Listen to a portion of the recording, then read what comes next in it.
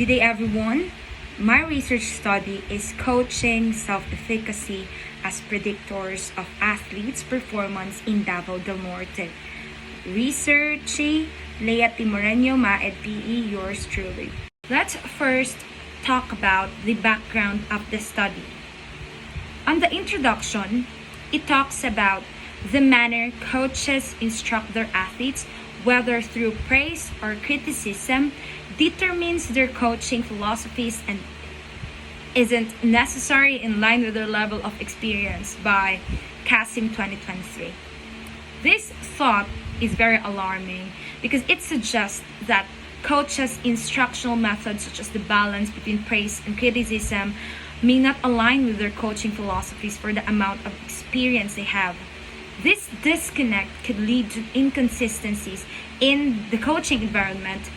Experienced coaches might still employ ineffective or damaging techniques, and less experienced coaches could miss opportunities for positive reinforcement, potentially impacting athlete development and motivation.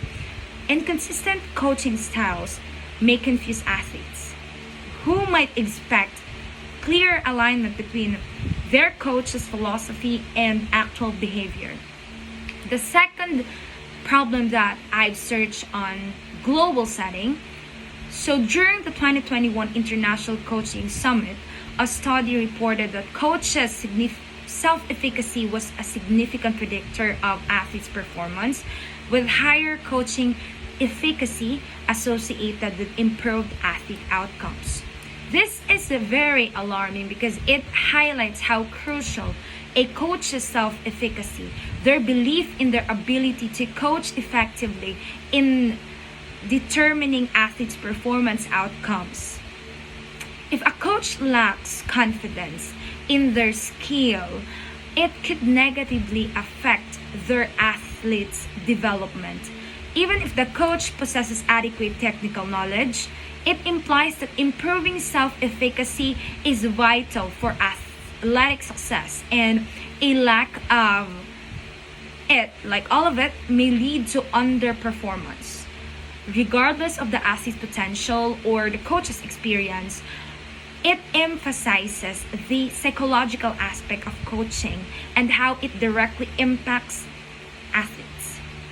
So on the national setting, there are studies that indicates that anxiety significantly affects performance, and the pressures athletes have to perform will coaches, the media, and teammates are the stressors that are hardest for them to handle. This is one of the problems because it shows how external pressure, especially from coaches, the media, and teammates, can severely impact an athlete's performance due to anxiety. Athletes are often expected to perform under intense scrutiny, and the inability to manage the stressors can lead to decreased performance or even burnout.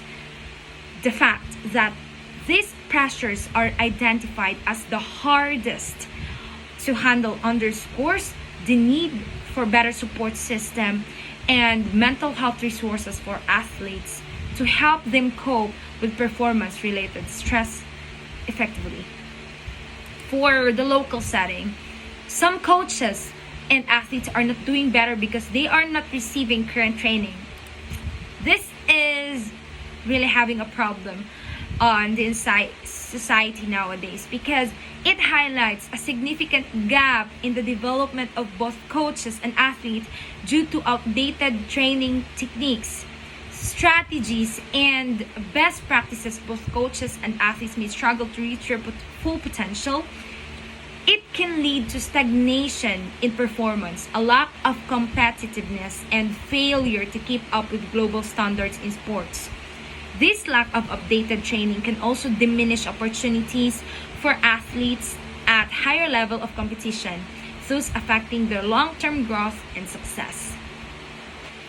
For the statement of the problem, this study aims to determine the relationship between self-efficacy in coaching and the performance of athletes at the selected campuses on Davao del Norte UM branches. Specifically, the survey asked for answer to the following goals.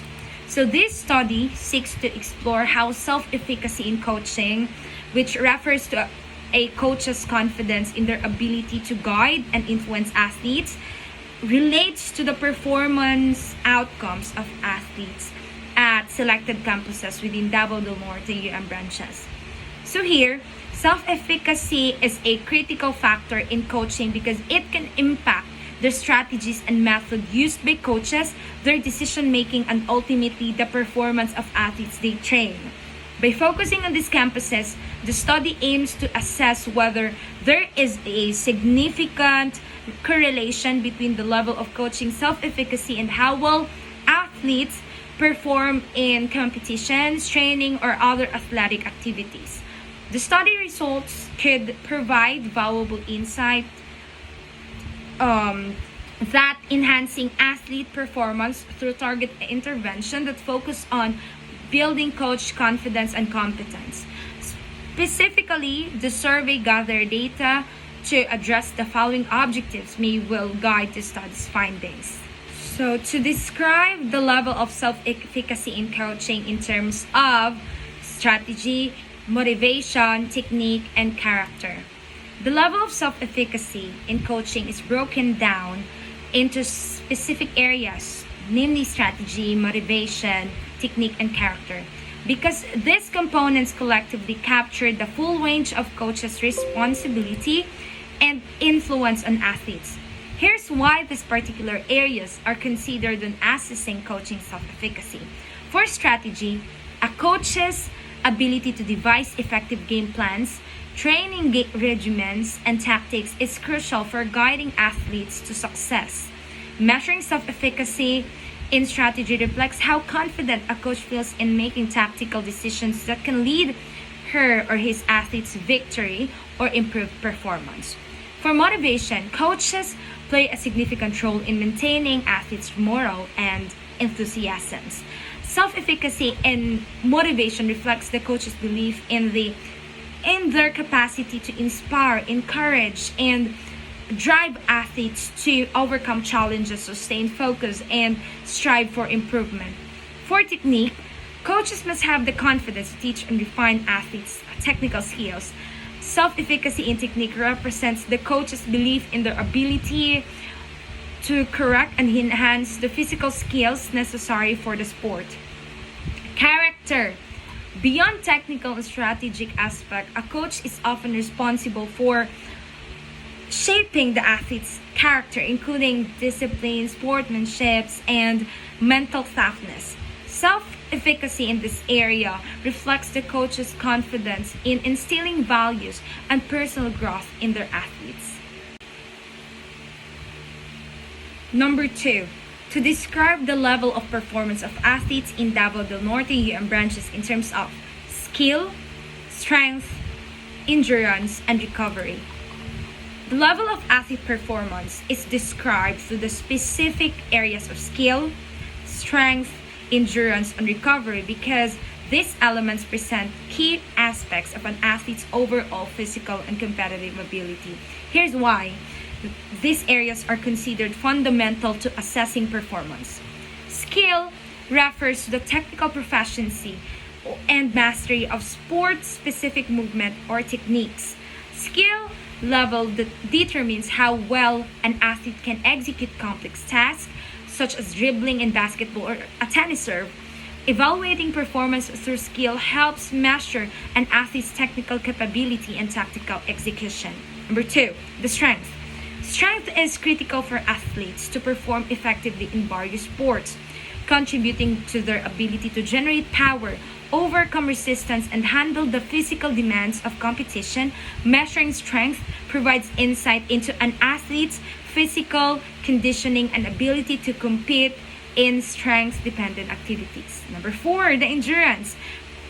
It is the ability to sustain effort over prolonged periods. The aspect measured cardiovascular and muscular stamina, which is crucial for sports that require sustained performance. High levels of endurance allow athletes to maintain performance under fatigue, which is vital for many sports. Number 4, the last indicator, the recovery. It is essential for an athlete's ability to bounce back from physical recovery or physical exertion, training, or injury. Athletes who recover quickly can train more consistently and perform at higher level in successive session or competition. Recovery level reflects how well an athlete can handle the demands of the sport while minimizing the risk of injury or MS. The third one is to identify important relationship between coaching, self-efficacy, and athlete performance on the UM branches. The objective to identify important relationship between coaching, self-efficacy, and athlete performance on UM branches seeks to uncover the confidence and competence of coaches directly or indirectly influence the outcomes of their athletes in various athletic activities.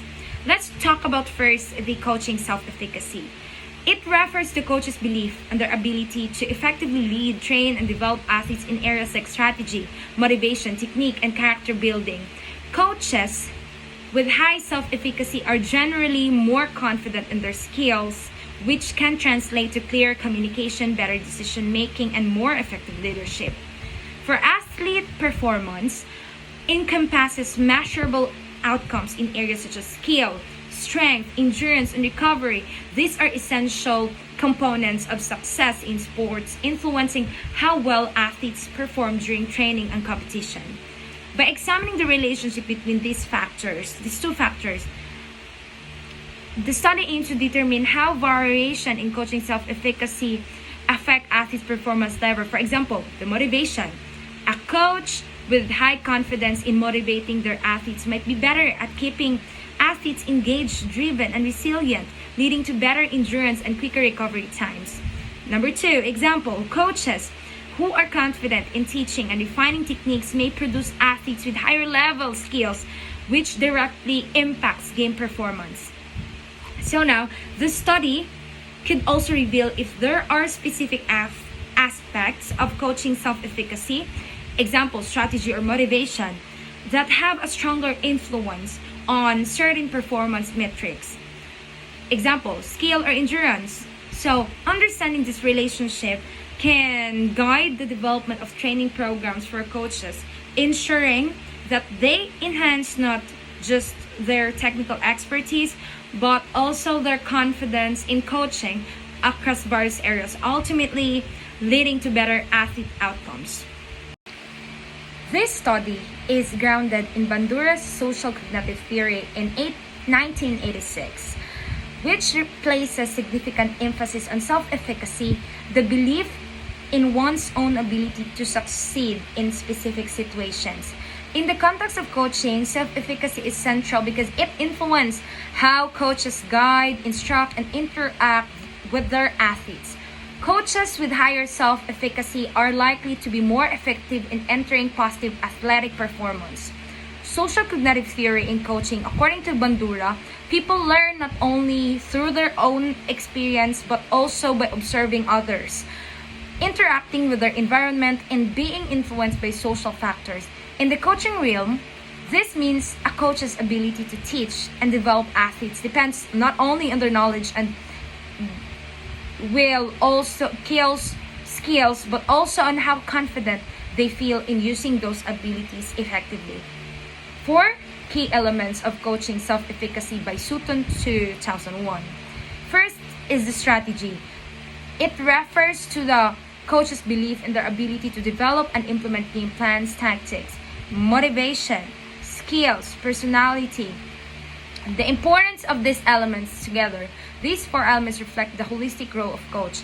In athlete development, a coach's effectiveness is not just about knowing the sport, but also about being able to apply that knowledge confidently is a social context, interacting with athletes, understanding their psychological and emotional needs, and managing team dynamics.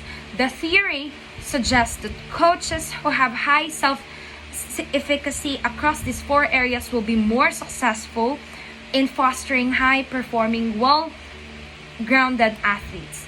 By applying Bandura's social cognitive theory to coaching, this study aims to explain how a coach's belief in their own capabilities across these four domains influences in their skills and their ability to motivate and strategize are likely to be more effective in helping their athletes achieve better results. The theory that athletic performance is influenced by a combination of skills, strength, endurance, and recovery relates directly to the concept of individualized training and performance optimization. Each athlete has unique physical, mental, and genetic traits, which means that the exact mix of these four elements will differ from one person to another. The theory emphasizes that there is no one size fits all formula for success in sports. Instead, performance is maximized when the right combination of these components is tailored to the athlete's specific needs. This is supported by research like the study by Handelsman 2016, which highlights that while all athletes require these elements for high performance, their optimal combination varies depending on the individual's strengths, weaknesses, and demands of their sport. This approach helps coaches and trainers create personalized training programs focusing on the most relevant aspects for each athlete. Figure 1, the conceptual framework of the study. Figure 1 represents the research concept. The independent variable in this study was self-efficacy with the following indicators. Strategy. It is a coach's belief in his or her ability to successfully lead and direct a team during a match. The motivation refers to a coach's confidence in an athlete's psychological skills and ability to influence well-being. Skill refers to a coach's belief in educational and diagnostic skills, while personality refers to a fear of the coach's ability to influence an athlete's personal development and positive attitude towards the sports. By Phelps et al. 1999. The dependent variable of the study is the performance of athletes, where the indicators are skill, strength, endurance, recovery. Skill, which refer to the progression from a sequence of involuntary, reflexive, and spontaneous movements to the development of gripping, regulation of balance, and locomotion to more complex associated movements such as running, leaping, throwing, kicking, and hitting. Second thing is the strength, which defined as the power to exert force or resistance on an external entity. Third one is the endurance that talks about how long the athlete prolonged in a certain situation. Recovery. It believes that the muscle ability to withstand repeated contraction needs recovery and needs a rest. The findings of this quantitative study are beneficial to the groups of people. In particular, this is beneficial to the following: to the students.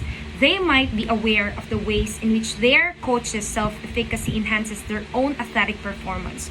With this information, they might develop different tactics to support their plans for improving their connection with their instructor and athletic performance. Additionally, the pupils might challenges in their individual sports. As a result, kids might have better conversations with their coaches and perform better in their sports. Coaches. Given that the study is pertinently focused on coaching in sports, coaches may devise methods to enhance their relationship with athletes. Furthermore, the degree of interdependence that develops over time between the coach and athlete may be increased as a result of this study. Better self-efficacy techniques may be used by coaches, which could eventually improve players' performance. School administrator. Through the creation of enhancement programs and seminars, they may address the requirement for coaches to establish a comprehensive program and tactics to help them apply better coaching techniques in their self-efficacy to improve engagement and relationship towards their players and promote academic success. Researcher or the future researchers. Future researchers may find this study useful in guiding their discussion of the connection between athletes' performance. Efficacy. The term refers to the belief of a person in his or her capacity to coordinate and execute initiatives to deliver the desired achievements and outcomes, as it reflects confidence in the ability to exert control over one's motivation, behavior, and social environment by Bandura 1977. Operationally, it is a highly subjective but observational and observable concept. It reflects on the fullest use of a person's cognitive capacity to achieve a valuable effect by learning through personal knowledge and observation. The level of self-confidence, self-determinism, self-responsibility, and self-control mediates it. Second, performance. Performance, according to Cruz 2005, is the extent to which objectives are met or the ability for linked stakeholders to realize the fundamental qualities of an organization. Operationally, it is a sophisticated fusion of training methods, emotional factors, and biochemical function. In the context of athletics, performance is often understood to signify the quest of excellence, with athletes measuring their performance as a step toward achievement or excellence. In a quantitative non-experimental study design, correlation approaches are used to explore the relationship between variables without manipulating them.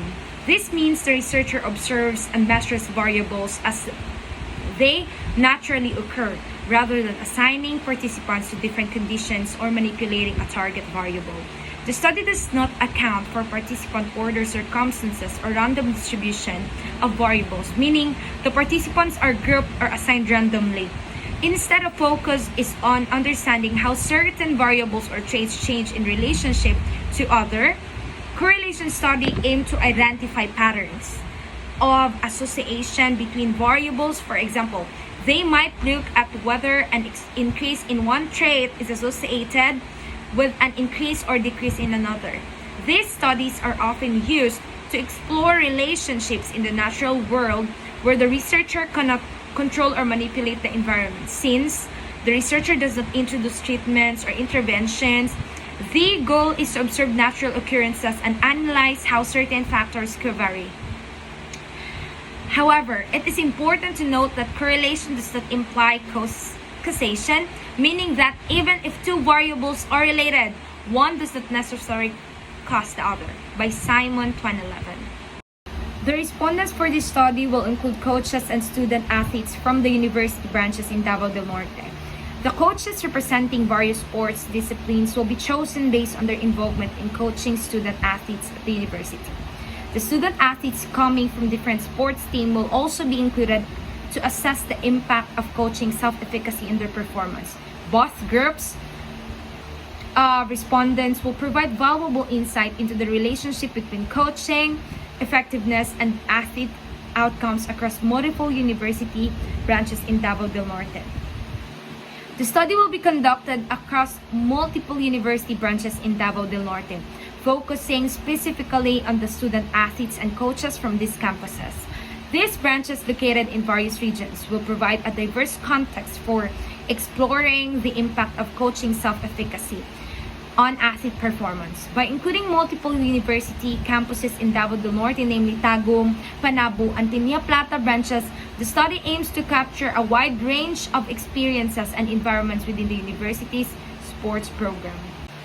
In this investigation, the standardized survey on self-efficacy in coaching and athlete performance, originally developed by Clark 2007, will be utilized to gather data. The study will employ two distinct sets of questionnaires to explore the variables influencing both coaching efficacy and athlete performance. These questionnaires are designed to measure how coaches' beliefs in their abilities to lead and guide athletes, as well as athletes' confidence in their own performance capabilities, correlate with overall success in sports. By using a well-established and validated instrument, the research aims to identify key factors that contribute to effective coaching and enhanced athletic outcomes, providing a deeper understanding of how self-efficacy in coaching both groups affects performance dynamics. For the data gathering procedure, the data for this study will be gathered using a particular procedure. The steps will involve in the data collection process are listed below. Permission for conducting the research, retrieval of the questionnaires, consolidation of gathered data. First is the permission for conducting the research. With the support of the research advisor, the researchers will submit a letter of authorization to the college dean at the residence of the study responders. The college dean had to give the researchers permission to conduct the poll before they could utilize Google Forms to collect data from the respondents. Additionally, the researchers will give the respondents permission to participate in the study and explain its goals and objective. Second is the retrieval of the questionnaire.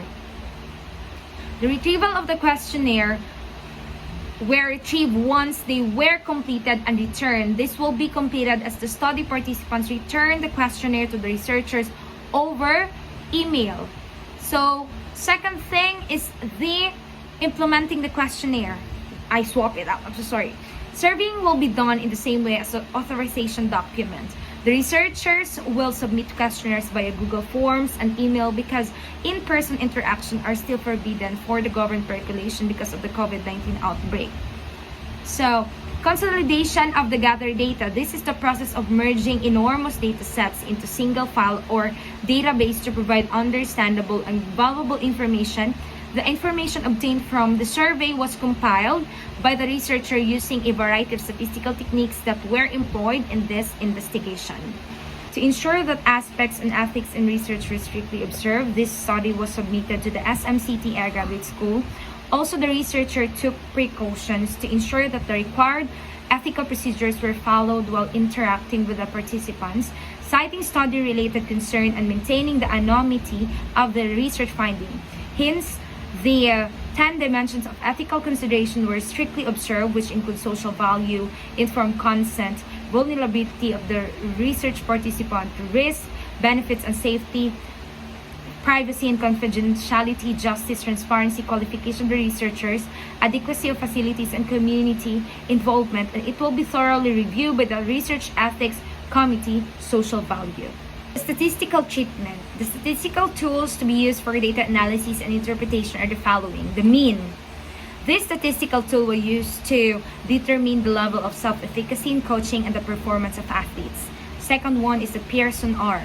This statistical tool was used to supplement data in determining the level of self-efficacy in coaching and the performance of athletes.